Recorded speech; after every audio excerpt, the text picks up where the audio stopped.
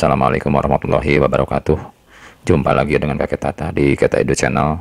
Pada kesempatan ini kakek akan coba sharing mengenai soal latihan 4.4 dari nomor 13 sampai 17 buku matematika kurikulum 2013 edisi revisi 2018. Demi untuk kemajuan channel kakek, subscribe, like, dan komennya sangat akan nantikan. Kita lihat videonya berikut ini. Kita lihat soal nomor 13, memperkirakan tinggi rumah. Ini soalnya pada suatu sore, sebuah rumah dan pohon bersebelahan, memiliki panjang bayangan berturut-turut 10 meter dan 4 meter. Jika ternyata tinggi pohon sebenarnya adalah 10 meter, tentukan tinggi rumah tersebut sebenarnya. Jawab, kita gambar dulu ya. Ini misalnya rumah ya, dan tingginya yang ini. Kemudian ini pohon dan tingginya di sebelah kanan ada sinar matahari sehingga membentuk suatu bayangan. Ini keadaan tegak lurus, juga pohon juga pasti keadaan tegak lurus. Sudutnya sama. Kenapa sama? Dikarenakan bayangan dari matahari. BR itu bayangan rumah 10, kemudian bayangan pohon 4, dan ditanyakan tinggi rumah. Jika diketahui tinggi pohonnya adalah 10. Kenapa bisa menggunakan segitiga sebangun? Dikarenakan ini keadaannya membentuk dua buah segitiga yang sebangun. Kenapa disebut sebangun? Dikarenakan ada dua sudut yang bersesuaian sama. Ini sudutnya tegak lurus, dan kemudian yang satunya lagi yang ini akibat dari bayangan. Maka kedua segitiga ini, keadaan seperti ini disebut sebangun. Kita lihat dulu, ini sisi yang dihadapi sudut yang sebelah ini ya. Berarti tinggi rumah per yang ini, tinggi pohon, akan sama dengan ini ya, bayangan rumah per bayangan pohon. Kita isi, tinggi rumah akan dicari, tinggi pohonnya ada 10, kemudian bayangan pohonnya juga 10, dan bayangan rumahnya adalah 4. Kita kali silang, 4 kali tinggi rumah sama dengan 10 kali 10. Tinggi rumah sama dengan 10 kali 10 dibagi 4. Ini jangan dikalikan, langsung saja ya, disederhanakan. Berarti di sini 10 dibagi 2 adalah 5, kemudian 4 dibagi 2 adalah 2 dengan 10 yang ini. 10 bagi 2 adalah 5, kemudian 2 dibagi 2 adalah 1. Tinggal 5 kali 5, 25 dibagi 1, isinya adalah 25 ya. Oke, selanjutnya nomor 14, memperkirakan tinggi pohon. Untuk menentukan tinggi sebuah pohon, Ahmad menempatkan sebuah cermin di atas tanah di titik E, seperti pada gambar di bawah ini. Di titik E, Ahmad berjalan mundur ke titik D, sedemikian sehingga dia dapat melihat ujung pohon pada cermin. Teman Ahmad mengukur panjang BR 18, RD 2,1, dan ketika berdiri, jarak mata Ahmad ke tanah adalah CD sebesar 1,4 meter. Perkirakan tinggi pohon tersebut. Jawab, kita buat dulu gambar ya. Ini pohon, kemudian untuk tingginya AB ya. Kemudian jarak antara cermin, ini cermin di tanah dengan pohon yang ini. Kemudian mundur ke sini dan berdiri di CD. Kemudian dari C itu melihat cermin sehingga ujung dari pohon itu kelihatan. Jarak antara B ke E adalah 18, kemudian DE-nya 2,1, CD-nya adalah 1,4. Kemudian ini sudutnya sama dengan yang ini. Kenapa? Dikarenakan sifat cermin, sinar yang datang dengan sinar yang meninggalkan gitu, besarnya sama itu pada cermin datar. Sesudah itu kita lihat dulu dua segitiga ini. Di sini adalah tegak lurus, ini juga sama tegak lurus, dan sepasang sudut yang datang dengan sudut yang meninggalkan juga sama. Jadi apabila dua pasang sudut yang bersesuaian sama besar, otomatis kedua segitiga CED dan ABE itu sebangun. Maka kalau sebangun, sisi yang bersesuaian adalah sama. Kita bandingkan ya. Ini bandingkannya, yang dihadapi sudut yang sama yang ini berarti CD per AB akan sama dengan DE ini. DE dihadapi sudut C dan sudut A. DE per BE ya. Masukkan CD-nya 1,4, AB-nya akan dicari tinggi pohon, kemudian DE-nya adalah 2,1 dan BE-nya adalah 18. Kita kali silang, 2,1 kali AB akan sama dengan 1,4 kali 18. Jadi AB adalah 1,4 kali 18 dibagi 2,1. Kita sederhanakan, yang 1,4 ini dibagi 0,7 dapat 2 ya. Kemudian yang 2,1 dibagi 0,7 itu dapat 3. Kemudian 3 dengan 18, 18 bagi 3, 6. Kemudian 3 bagi 3 adalah 1. Tinggal kalikan 2 kali 6, 12 per 1 adalah 12 ya. Jadi tinggi pohon sama dengan AB sama dengan 12 meter. Lanjut nomor 15. Memperkirakan tinggi bukit. Dua mahasiswa teknik sipil, Agung dan Ali, ingin memperkirakan tinggi sebuah bukit terhadap posisi berdiri yang tidak jauh dari bukit itu. Mereka menggunakan bantuan peralatan laser yang dipasang pada sebuah tongkat penyangga setinggi 3 meter dari permukaan tanah. Agung mengamati puncak bukit melalui alat tersebut. Diperoleh garis pandang ke puncak bukit adalah 1540 meter. Ali berbaring di atas tanah memandang ke arah ujung peralatan tersebut sehingga tampak sebuah garis lurus. Posisi mata Ali berjarak 4 meter dari tongkat penyangga. Perkirakan tinggi bukit tersebut. Jawab, kita lihat gunungnya yang ini. Tinggi gunung ini adalah T ya. Jarak dari tinggi gunung ke peralatan laser ini penyangga setinggi 3 meter, di atasnya ada laser, kemudian diteropong ke ujung bukit, jaraknya 1540.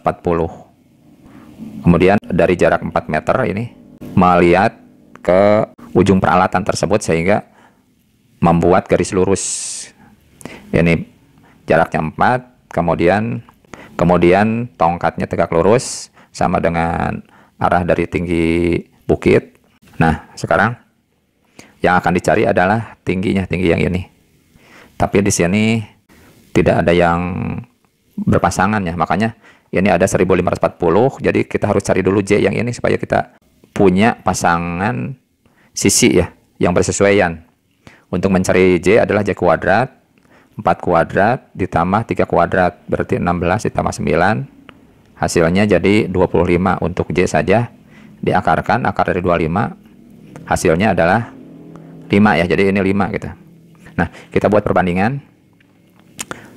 Ini berarti tinggi tongkat per tinggi gunung 3 per T akan sama dengan yang ini, J per ke sini 5 per 5 ditambah 1540.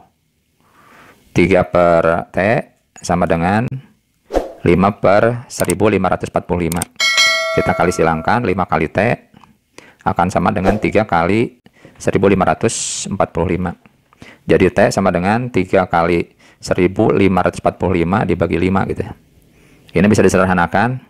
Yang 1545 dibagi 5 dapat 309. Ini bagi 51, tinggal kalikan 3 kali 309 ya, 3 kali 9 27, 3 kali 3 9, jadi hasilnya adalah 927 meter. Ini tinggi gunungnya. Kemudian untuk nomor 16, analisis kesalahan. Ini ada persegi ya, yang dibuat segitiga dan trapesium gitu. Yang ini. Kemudian ditempelkan pada persegi panjang. Nah, gitu.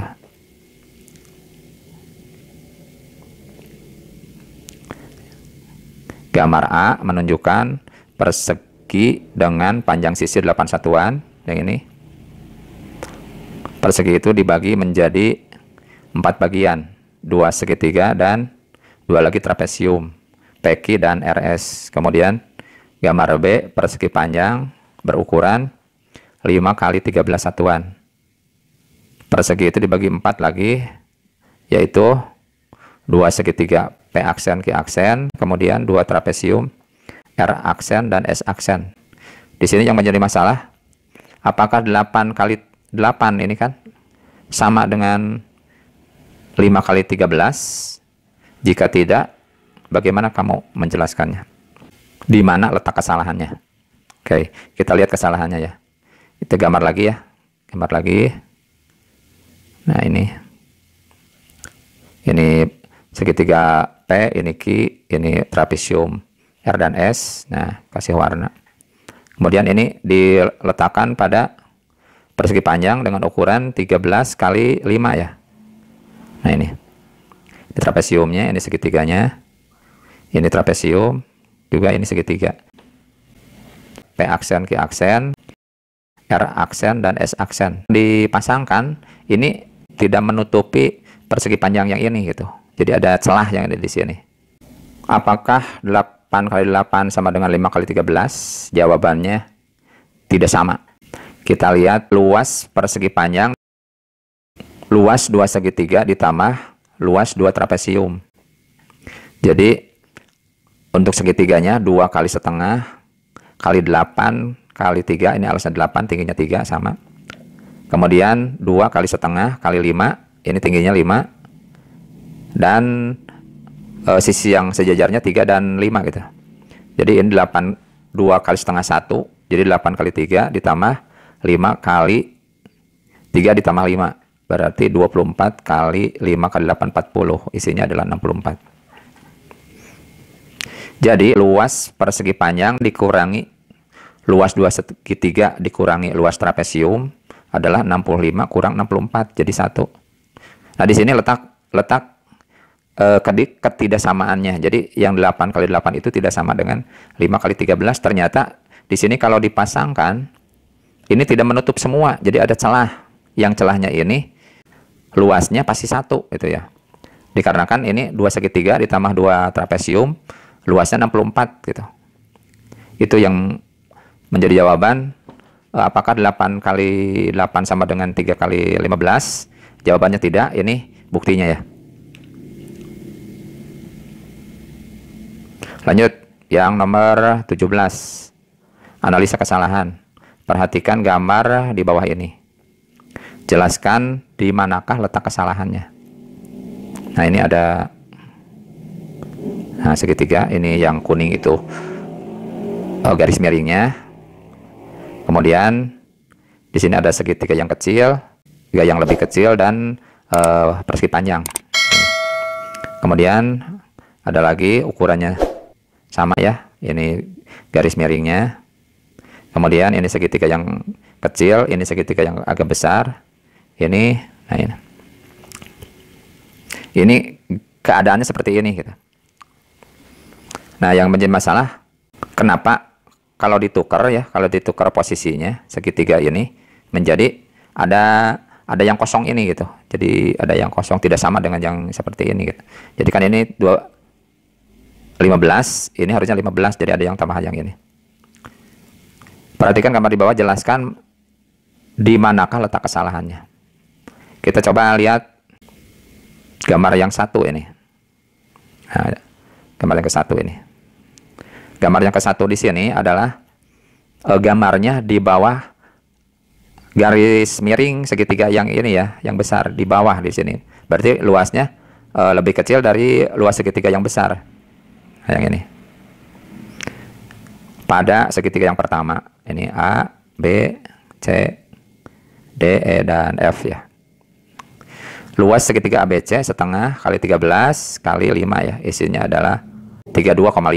Kemudian luas segitiga ADF setengah kali 8 kali 3. 4 kali 3, 12. Luas segitiga CDE yang ini setengah kali 5 kali 2. Jadi setengah kali 21, 1 kali 5, 5. Ini 5. Kemudian luas persegi panjang BEDF 5 kali 3 adalah 15. Ini kalau dijumlahkan, luas 3 bangun tersebut adalah 32. Kok kenapa jadi 32? Yang ini 32,5. Ini kenapanya dikarenakan luas ketiga bangun ini berada di bawah garis miring ini, otomatis luas luasnya akan lebih sedikit daripada luas segitiga gitu. Nah, kemudian yang selanjutnya ini analisa kesalahan yang kedua ya. Ini soal yang ini. Nah, ini segitiganya, garis miring. Kemudian ini segitiga yang kecil, ini segitiga yang besar. Ternyata kalau dipindahkan segitiga yang besarnya ke atas, yang kecilnya ke bawah, ini jadi 2 kali 8 ya 16 ya gitu. Nah ini. Nah pada segitiga yang kedua, ini G, ini H, ini I, J, K ya, L. Luas segitiga GHI ini setengah kali 13 kali 5 adalah 32 setengah ya. Luas segitiga GLJ ini setengah kali 5. Nah dikarenakan ini kan tidak pas 2, ini kalikannya 1,9 lah diperkirakan. Jadi hasilnya adalah 4,7. Kemudian luas segitiga JKL yang ini setengah kali 3 kali yang ini dikurangi tah ini. Ininya berarti 7, yang ini tah yang di sini. 7,8 lah diperkirakan. Dengan cara diperkirakan gitu. 3,9 kali 3 gitu. Hasilnya adalah 11,7. Jadi untuk luas persegi panjang HKJL yang ini, luas segitiga GHI dikurangi luas segitiga GLJ dikurangi luas segitiga JKL, 32,5 kurang 4,75 dikurangi 11. Jadi 16,06. Nah, di sini jelas ya antara posisi segitiga yang besar di atas dan yang di bawah. Kalau di bawah otomatis sisi persegi panjangnya ini adalah 2 ya, 2 kali 8 16. Jadi kenapa ada kolom, ada kotak seperti ini di sini? Ini buktinya. Jadi 16,05. Nah, 0,05-nya mungkin dari sini ya. Nah, yang ini tidak terhitung, harusnya dikurangi ini. Dikurangi. Jadi nantinya pas 16 dikurangi. Demikian tadi penjelasan dari kakek, mudah-mudahan bermanfaat. Terima kasih sudah menonton. Jangan lupa like, share, subscribe videonya. Assalamualaikum warahmatullahi wabarakatuh.